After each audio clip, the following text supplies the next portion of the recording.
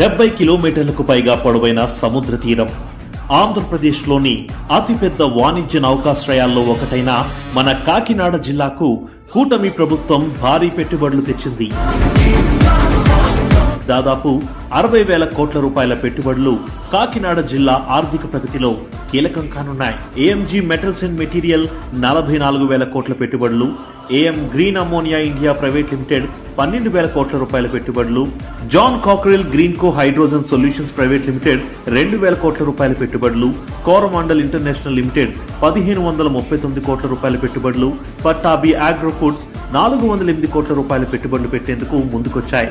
ఈ కంపెనీల ద్వారా దాదాపు 8,000 మందికి ఉపాధి అవకాశాలు సృష్టించబడతాయి. అభివృద్ధిని అన్ని జిల్లాలకు అందించాలనే లక్ష్యంతో పనిచేస్తున్న కూటమి ప్రభుత్వం చొరవ వల్లే ఇది సాధ్యపడింది.